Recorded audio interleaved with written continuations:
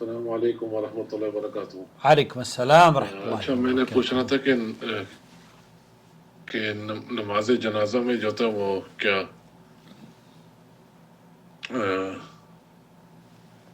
ثنا اور فاتحہ دونوں پڑھ سکتے ہیں یا صرف فاتحہ پڑھیں گے، یا ثنا فاتحہ کے ساتھ سورت ملائیں گے؟ استفتاح فی الصلاۃ۔ اوکے، آپ ہیں اس کی ذرا یوسف مجھے ویڈیو بھی بنا کے بھیج دیں عباس تو صاحب، زیادہ بہتر ہوگا، میں انشاءاللہ کیونکہ وہ کسی نے مجھے ایک دفعہ ویڈیو بھیجی ہے، یا ایک میں نے ویڈیو میں دیکھا ہے کہ طارق مسعود صاحب کہتے ہیں کہ لوگ جو کہ یہ صرف رکوع سجدے والی نماز کا حکم ہے کہ سورہ فاتحہ کے بغیر نماز نہیں ہوتی، اس میں سے یہ صرف رکوع اور سجدے والی نماز کا حکم ہے۔ دیکھیے، جہاں تک مفتی طارق مسعود صاحب کا معاملہ ہے نا، ان کے یہاں تو بہت افراط و تفریط ہے اس سلسلے میں، نماز جنازہ ہو یا ایون نمازیں عام طور پر جو نمازوں اور وضو اور طہارت کے احکام ہیں، اس میں میری کئی ویڈیوز ہیں جو کہ طارق مسعود صاحب کا نظریہ، ان کا اپنا نظریہ ہے۔ اسلامی تعلیمات اس سلسلے میں قرآن اور حدیث میں کیا ہے؟ اب میں اگر آپ کو یہ کہوں کہ پاکستان کے ایک مفتی تو یہ کہہ رہے ہیں اور سعودی عرب کے مفتی یہ کہہ رہے ہیں، چلیے مفتی صاحب تو اب شیخ ڈاکٹر سعد الشتری ہیں، سعودی عرب کے بڑے عالم، ان سے یہی سوال پوچھا جا رہا ہے۔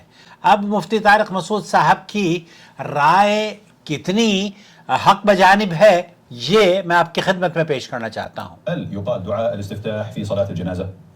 نماز جنازہ میں ثنا جو پڑھی جاتی ہے، کیا اس کی کوئی حیثیت ہے، پڑھنی چاہیے؟ الحمد لله رب العالمين، الصلاة والسلام على أفضل الأنبياء والمرسلين، أما بعد فإن دعاء الاستفتاح من الأدعية المشروعة۔ یہ جو استفتاح یا ثنا کی جو دعا جس کو ہم دعائے ثنا بولتے ہیں، نماز کے آغاز میں پڑھی جاتی ہے، اور اس میں کئی دعائیں ہیں، اللہم باعد بینی و بین خطایا، یا سبحانک اللہم و بحمدک، جو بھی ہمارے ہاں تو ہم اصل میں بہت زیادہ جو زور دیتے ہیں اہل حدیث علماء اس پر دیتے ہیں کہ آپ اللہم باعد بینی و بین خطایا کما باعدت بین المشرق والمغرب یہ پڑھیں۔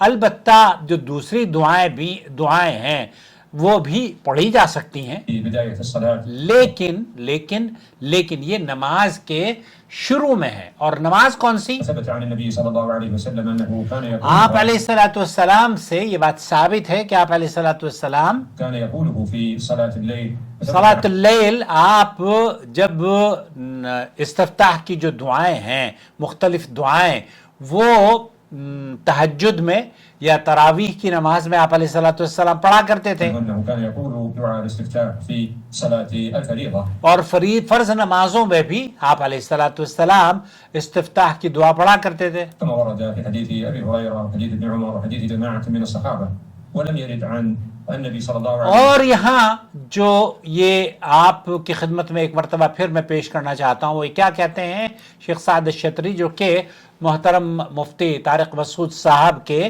سوال کا جواب ہے۔ أبي هريرة وحديث ابن عمر وحديث جماعة یہ ان صحابیوں کے نام لے رہے ہیں جن سے یہ بات ثابت ہے، في الفريضة، كما ورد في حديث أبي هريرة ابو ہریرہ، وحديث ابن عمر وحديث ابن عمر، جماعة من الصحابة، جماعت من الصحابہ، ولم يرد عن النبي۔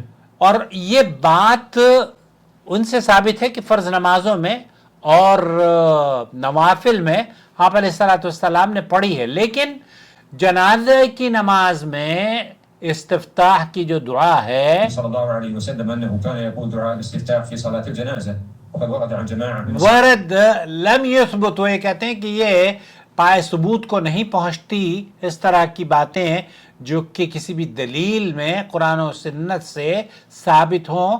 نبی کریم صلی اللہ علیہ وسلم سے ثنا کا پڑھنا نماز جنازہ میں ثابت نہیں ہے۔ الصحابة كابن عباس وزيد أنهم ذكروا أن المشروع في صلاة الجنازة عبداللہ ابن عباس وغیرہ سے یہ بات ثابت ہے، انہوں نے ذکر کیا ہے کہ آپ علیہ السلام پہلی تکبیر کے بعد نماز جنازہ میں سورہ فاتحہ پڑھا کرتے تھے۔ اب مفتی طارق مسعود صاحب کے ہاں تو فرض نمازوں میں بھی سورہ فاتحہ نہیں ہے، اللہ یہ کہ کوئی الحمدللہ ہم جیسے لوگ جو دیوبند میں پیدا ہوئے اور یہاں آئے سعودی عرب میں اور ان فتاوا کو ہم نے سنا اور پھر ہم نے دلیلیں بھی دیکھی قرآن و حدیث میں، دونوں سے پتہ چلا کہ ہاں نہیں، موقف صحیح زیادہ صحیح یہی ہے کہ سورہ فاتحہ ہر نماز کا رکن ہے. أن تقرأ سورة الفاتحة في ما بعد التكبيرة الأولى تکبیرۃ الاولیٰ، پہلی تکبیر کے بعد نماز جنازہ میں سورہ فاتحہ پڑھنی ہے. يذكروا دعاء الاستفتاح في صلاة الجنازة، ولذا فإن الأظهر أنه لا تقال أدعية الاستفتاح انه لا تقال ادعیۃ الاستفتاح بداية صلاة الجنازة. بدایت صلاۃ الجنازہ.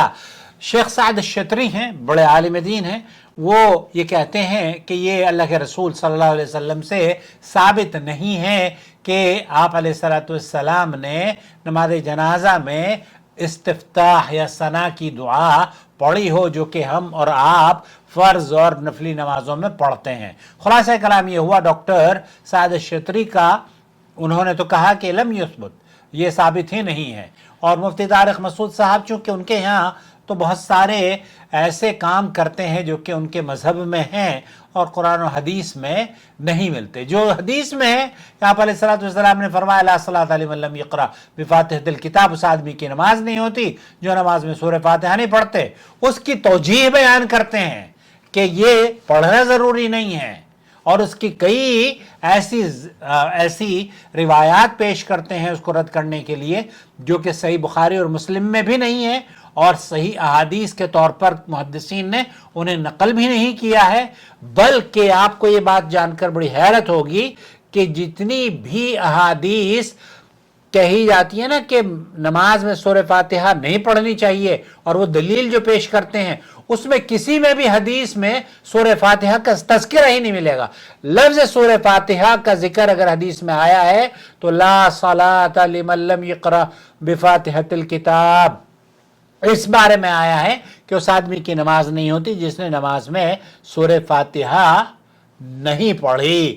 اور اللہ کے رسول کی وہ حدیث خداج الخداج الخداج، وہ نماز نامکمل ہے نامکمل ہے نامکمل ہے. کون سی؟ جس میں ام القرآن نہیں ہے، جس میں ام القرآن کا مطلب سورہ فاتحہ نہیں ہے. تو سورہ فاتحہ کا جو لفظ ہے وہ تمام کی تمام احادیث میں آیا ہے جس میں کہ پڑھنے کا تذکرہ ہے.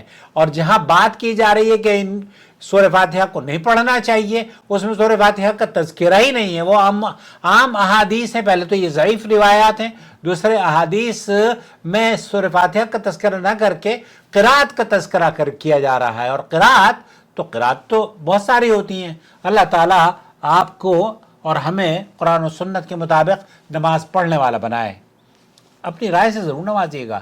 بہت شکریہ. اور آپ ہمارے چینل کے جوائن ممبر ہیں، براہ کرم اس چینل کی ممبرشپ اختیار کیجئے اور نور ٹی وی چینل کے خاندان کا حصہ بنیے.